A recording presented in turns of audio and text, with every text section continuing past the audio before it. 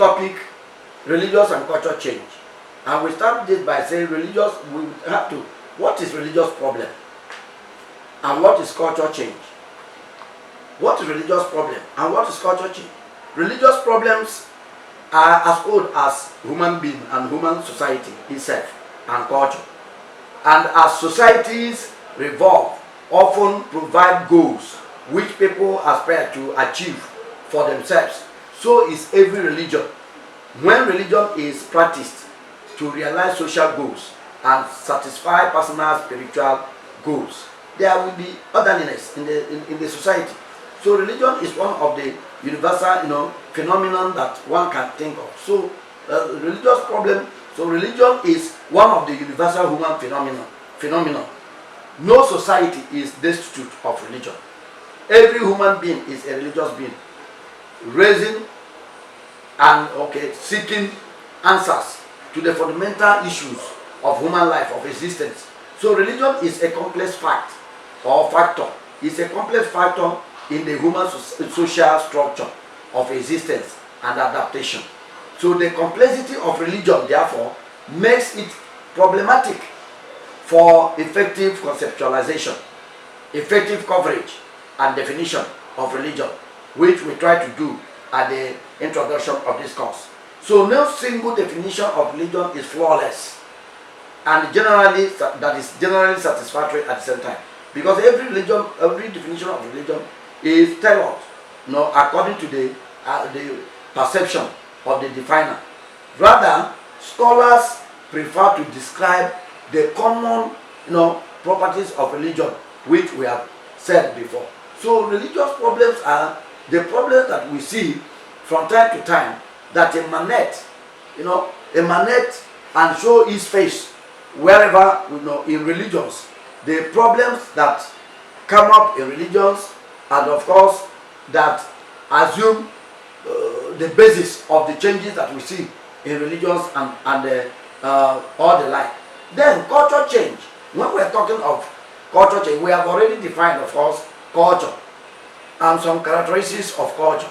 When we are talking of culture change, what are we talking about? What do we have in mind? Culture change. We see that the antecedent of culture change is its intrinsic character of being dynamic, a state of continuous flux. Culture changes. Culture is a state of continuous flux. Culture changes with time. Culture change, of course, over time and always. The cultures we see, they change over time and always, bringing about alterations in the institution, in the standard, and of course conditions in society. In other words, we see that culture change introduces and nurtures new concepts and understanding in shared values and of course habitual patterns of behavior. So in reality, a number of factors precipitate culture change. Some of these factors are demographical in nature, or demographic change, as we may call it, and some are environmental change, resulting from even migration into alien and new environments and society, contact with people of different cultures and of course different nationalities and ways of life, different ways of life, natural and social catastrophe like epidemic, war, flood, drought, and crop failure, economic depression, accidents, and other discoveries, and even student events, sudden events among students and other things, such as even in society, not even among students alone, such as death or rise to power of a strong political leadership. However, these waves of change can be here discussed under the models or frames of culture change. So you see, as we discuss the culture change, these are significant alterations of the known norms, way of doing things, and they are subject to changes. So these are some of the things that can motivate, that are factors that can lead to culture change. And as we have said, there are more. Innovations can lead to culture change. Innovations, creating new things. So this has to do with new practice, tools or principles that gain widespread acceptance within a cultural group.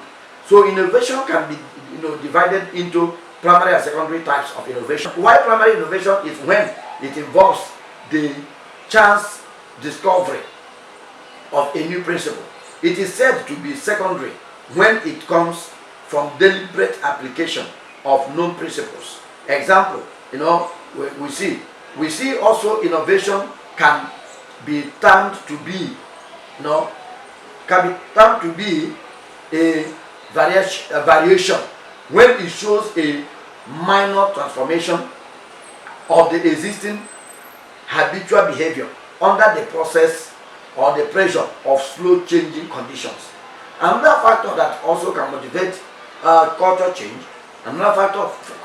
is invention. And by invention we mean the process whereby innovation involves the transfer of elements of habitual behavior from one stage to another, one situation and one context to another situation or another context, or their combination into new patterns. In innovation, there is a significant there is a significant degree or measure of creativity, which involves a new synthesis of old habits, which is dependent upon the existing content of the culture. So a synthesis can only occur when and if the elements which combine are present in the culture. Another factor of cultural change is cultural diffusion. This type or pattern of culture change involves borrowing, transmission, and spreading of cultural elements from one society or cultural group to another. And this process is easy and swift in the present state of global communication revolution. Diffusion is direct when two cultures threat, intermarry, or wage war against one another. So diffusion is said to be forced when one culture subjugates another culture and imposes its customs on the dominated group. And the thing, this is what we can see in the early development of Christianity to Africa. The missionaries came and imposed their own religious culture in Africa. That's diffusion, heavy one. Diffusion is indirect when in terms, items move or Christ, I take it again. I say diffusion can be said to be indirect when items move or crisscross from culture X and culture Z via culture Y without any first-hand contact, but cultures communicate and pass. So the global advantage in information technology and the mass media make this process of culture change possible. That's the culture diffusion. The fourth factor there is acculturation. And acculturation here is all about contact between neighboring cultures. In acculturation, parts of cultures change, but each group retains its identity or distinctive identity. For instance, in Nigeria, we see the Pidgin English. While every culture or every tribe in Nigeria have their own dialectical expressions or languages, we see Pidgin English has taken over all, and such is acculturation. In such contact situations, cultures have exchanged and blended together, like food, music, dance, clothes, tools, and technologies. However, the major factor of acculturation are migration, assimilation, etc. Fifthly, there we have also imposed change as factor of culture change. Imposed change. This is the pattern of change that takes place when a powerful group takes over a community or society and imposes a new culture on the people, like in colonization. That's exactly what happened. Colonization of Africa. Imposed change can be internal through political revolutions, etc. It can also be external through invasion, and that, just as we said, of colonization. The last but not the least in this factors of culture change is globalization. And this is the contemporary phenomenon of increasing interconnectivity and the integration of the world into ideology, technology, and exchange of information. Movement of people from one place to another, movement of economic values, and even competition that arises either in the economy, in politics, and in every aspect of human life.